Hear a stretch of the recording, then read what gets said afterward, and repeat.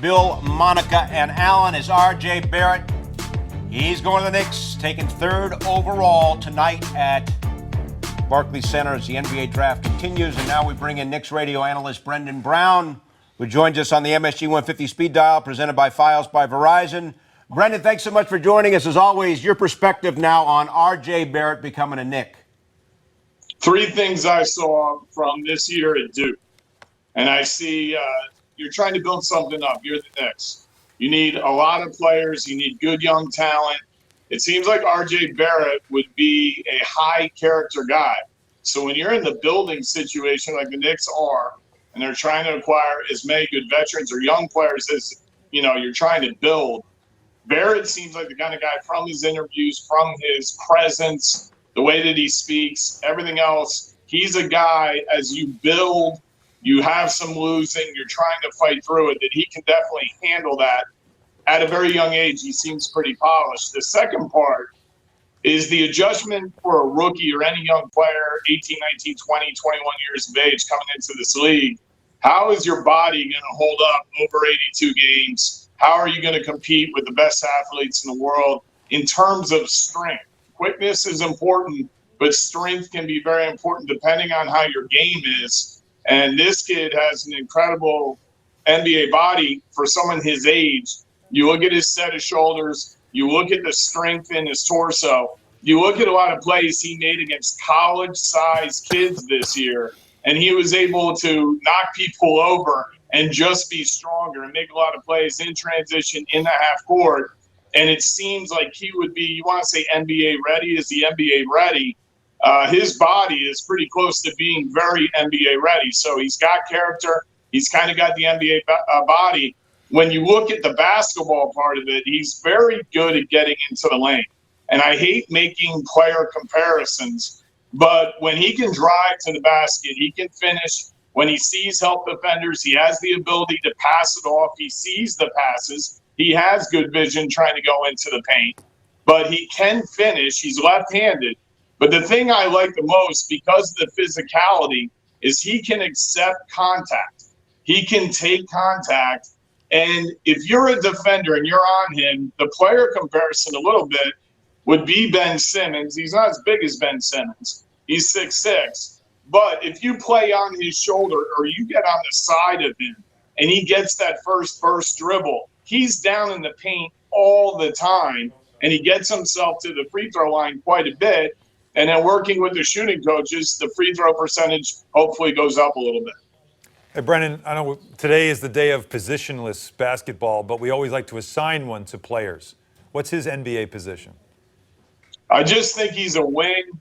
He's so young that look at the last two Knick draft picks. They have grown since they've been Knicks. Kevin Knox grew and Frank Ntilikina grew. So he's so young, he could grow more.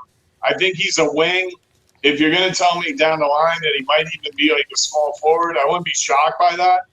I think his ability to handle the ball and get into the paint and make plays off the dribble is very good.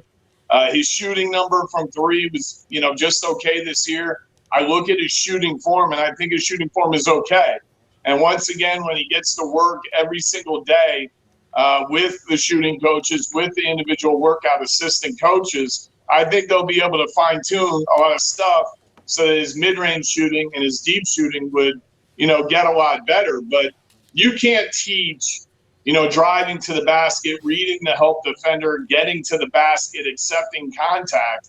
And this kid naturally has all of that. So, as time goes on, he'll learn the NBA. He'll understand, this help defender under the rim, he's going to come at me. This guy's going to lay back and try to block, my shot. Is this the guy I take and go to the rim, or am I dishing? He'll learn all of that over the course of time because he has the strength to make the plays in the lane.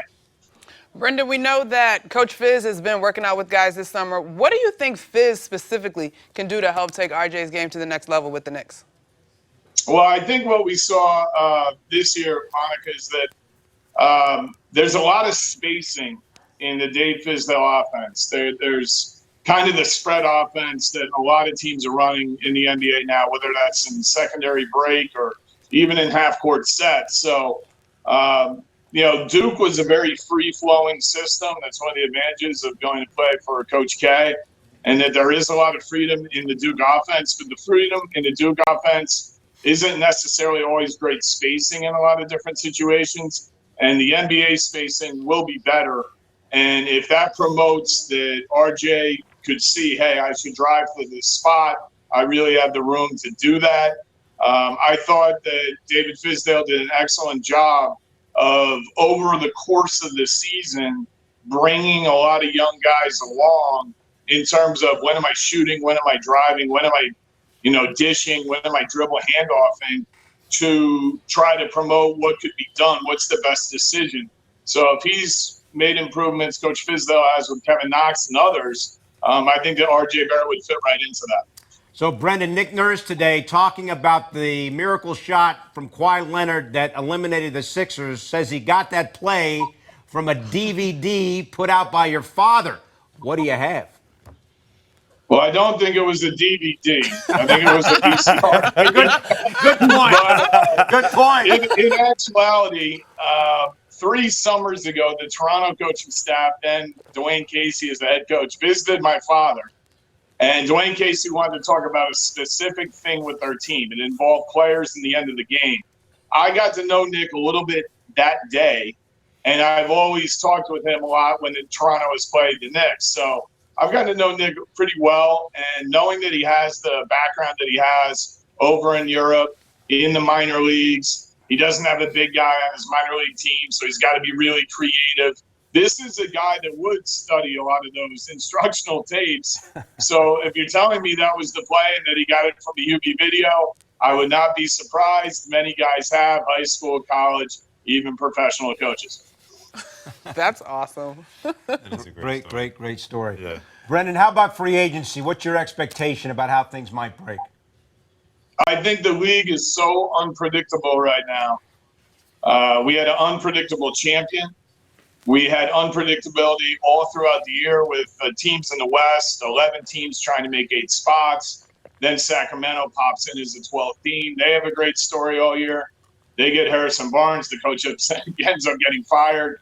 This is an incredibly, incredibly unpredictable league. And I think the agents know that. I think that the agents sense, hey, we want to hide away our stories as best as humanly possible. So you think that player A is going to this team, and it might not be the case. So as much as I think we're trying to lay out options about where guys are definitely going, and apparently every big-time free agent has a house everywhere in all 50 states and Canada, whatever the case might be, someone's uncle lives down the block.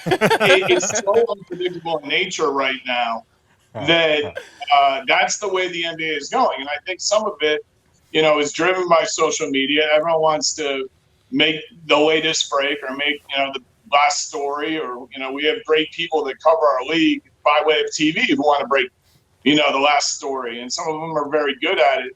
But as to say, okay, this team is definitely getting this guy, I think that's very, very hard to realistically figure out right now. I think there'll be one huge surprise where someone will go sign or commit in that first period of time. And I'm not sure you say, I didn't think anyone didn't see that happening. But at the same time, there's going to be a surprise. All right, Brendan, we'll leave it there. Thanks so much as always. 6 o'clock Eastern on Sunday, June 30th is Goes down. things are going to be happening free agency-wise. Thanks so much, Brendan. For more great videos from the MSG 150, check out right there. And remember, our show is on Monday through Thursday, 8 to 10:30 p.m. on MSG Network and MSG Go.